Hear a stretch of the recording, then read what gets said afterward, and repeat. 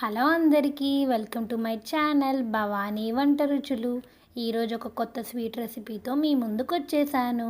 అదే పరవన్నం. దానికి కావాల్సిన పదార్థాలు: పాలు, బెల్లం, నెయ్యి, జీడిపప్పు, యాలకులు, బియ్యం.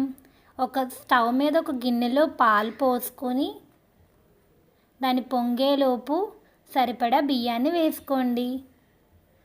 అది కొద్దిసేపటికి అది పరవన్నంలా అయిపోయిద్ది. తర్వాత బెల్లాన్ని కూడా వేసుకొని పక్కన జీడిపప్పుని వేగించుకోండి. దాని తర్వాత ఇది బాగా మిక్స్ చేసుకోండి. తర్వాత యాలకులను కూడా వేసుకోండి. నెయ్యిని కూడా వేసుకొని